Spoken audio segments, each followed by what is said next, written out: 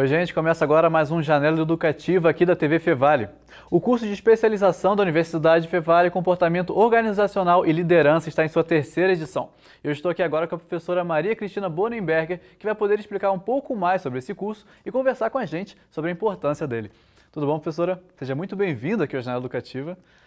E eu queria te perguntar, professora, o que é esse curso? O que vocês vão abordar nessa terceira edição desse curso? Muito obrigada, é uma satisfação estar aqui contigo, conversando um pouco mais sobre esse curso, esclarecendo alguns pontos, e principalmente para quem está nos ouvindo também, e dizer então que esse curso, na verdade, ele está indo então para a sua terceira edição. A gente teve uma primeira edição que foi lançada há 3 anos atrás, e do ano passado a gente lançou a segunda edição, e agora então a gente está aí com a terceira edição, sempre procurando formar gestores das mais diferentes áreas que trabalham nas organizações de empresas que estão aí próximas à nossa região, né? O curso, ele objetiva formar o gestor para um processo de liderança.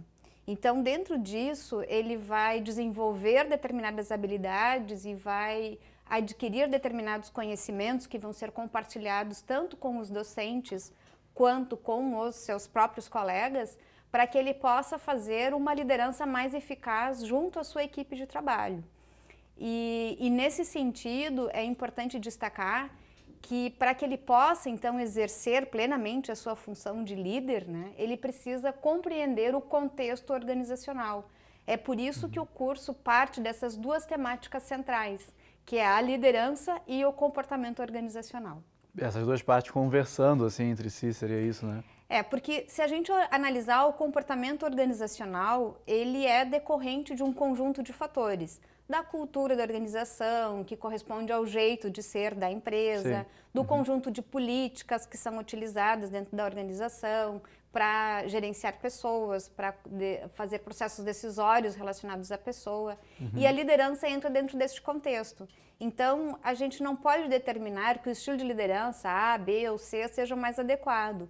Ele vai ser mais adequado se ele estiver coerente com o comportamento daquela organização. Por isso que a gente precisa compreender o contexto da organização para que a gente possa usar o estilo de liderança mais adequado. Dependendo de cada tipo diferente, né? Isso. Eu acho bem interessante esse tema liderança, né? Que a gente vê muito, até hoje em dia, questão de líder, né? O líder, mas também tem aquela questão, a diferença de um chefe para um líder, assim. O que você diria, professora, dessa diferença, assim? Que a gente vê, eu já vi muito também na internet, assim, a gente vê bastante, tipo, de o chefe é aquele que tá em cima e só manda nos de baixo. O que o líder tem de diferente de um chefe dessa forma, como eu disse? Eu até vou te desafiar e eu vou acrescentar mais um, né? Que é a pessoa carismática. Então, às vezes, a gente tem esses 3 componentes, assim, discutindo entre si, né? Se a gente pegar a questão do poder, a questão da liderança e o aspecto do carisma. Esses três paradigmas, esses 3 conceitos, eles às vezes podem estar num indivíduo só e às vezes um indivíduo pode ter essas características de forma isolada dentro da mesma equipe, né?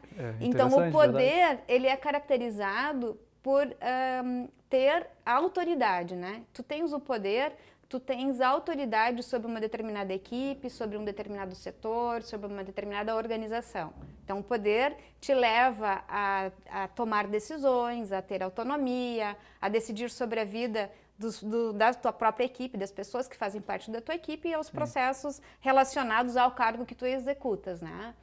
Quando a gente analisa a liderança, a gente sempre fala da questão da influenciação. O que é a liderança? É o quanto de fato tu consegues influenciar as pessoas para que elas façam o que precisa ser feito, né? De uma forma muito direta é isso que a gente busca. Sim. É claro que se a gente envolve as pessoas com mais motivação, com mais comprometimento, buscando o melhor que elas têm, dando a elas um propósito, a gente vai estar sempre falando de liderança e não o simples aspecto do poder. Faça porque eu quero que você faça. Faça porque eu estou mandando você fazer, né? E a outra característica que é o carisma, que a gente costuma dizer que é aquela pessoa que consegue se dar bem com todo mundo, que todo mundo gosta, que as pessoas Mas ao gostam mesmo de se tempo, um relacionar. chefe com carisma não é um líder. Ele Vamos dizer pode assim. ser um líder. Um chefe pode ser, ele pode ter o poder, ele pode exercer a liderança e pode ser uma pessoa carismática. Então, ele Sim. consegue reunir essas características. O que a gente costuma dizer é que desse conjunto, a liderança é o que é mais propício a ser desenvolvido. Por isso que a gente fala da questão do pós, né? Por isso este pós. Porque a liderança é uma característica, uma habilidade que pode ser desenvolvida. O carisma depende muito de alguns fatores pessoais que é muito difícil desenvolver o carisma, né? Sim. No carisma, normalmente, o indivíduo nasce. É da pessoa. Ele é carismático ou não é, né? Quando ele tenta ser carismático e ele não é... Aí fica até uma coisa meio forçada, assim, né? Isso, é como contar uma piada para alguém que não sabe contar piada, deixa quieto, né? Então, o carisma parte muito disso. E a liderança tem essa possibilidade, então, de desenvolvimento, que é o que vem sendo trabalhado pelas organizações. E uma pessoa como que vai fazer esse curso, que é um gestor e que está buscando liderança, quais seriam os caminhos, assim, para chegar nessa liderança, professora? Se é que existe? O curso, ele se propõe um pouco a mostrar esse caminho, né?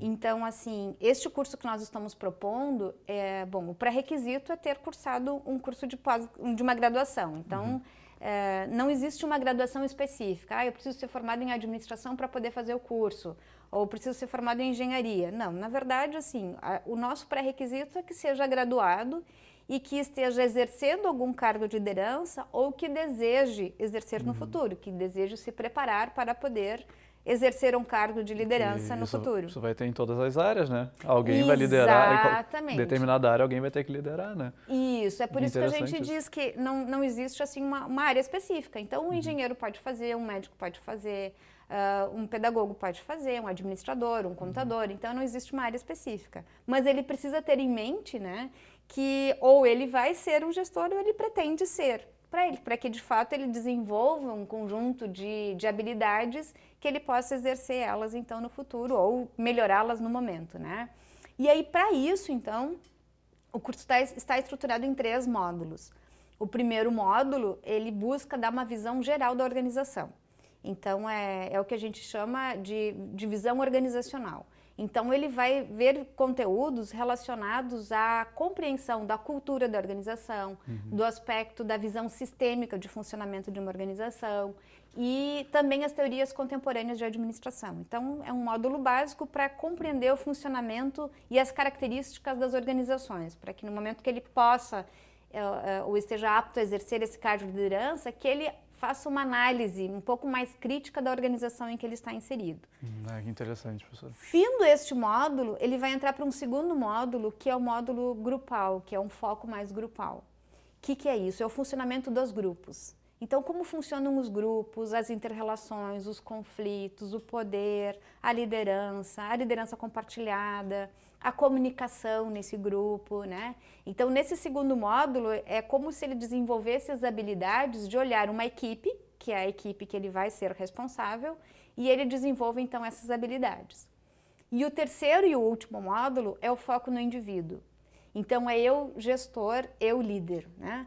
Como eu sou em termos de criatividade, qual o meu grau de resiliência, qual o meu grau de desenvolvimento em relação ao coaching, para que eu possa exercer a função de coaching com as pessoas que integram a minha equipe. Que legal, né? isso também. Qual é o meu planejamento de carreira?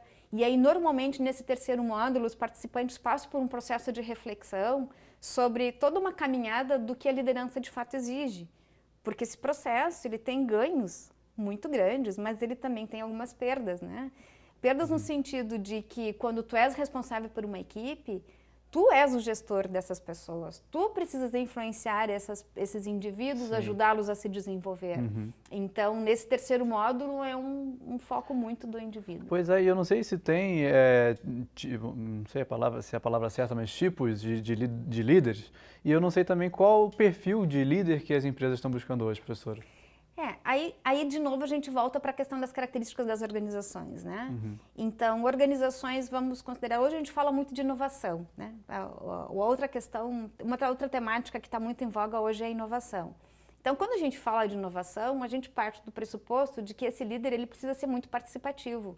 Ele precisa conseguir envolver as pessoas, ele precisa ter capacidade de desafiar, ele precisa usar um estilo que a gente chama mais de um estilo mais democrático. Hoje a gente fala muito de liderança transformacional, né? Então tem essas questões que envolvem mais o indivíduo. Sim. Agora, se eu tenho uma organização que não trabalha tanto com inovação, que trabalha com um produto mais commodity, que tem uma cultura mais familiar, às vezes, uma cultura de poder muito fortemente enraizada, provavelmente, se este líder quiser usar um estilo mais democrático, talvez ele encontre dificuldades, porque a cultura da empresa não está adaptada.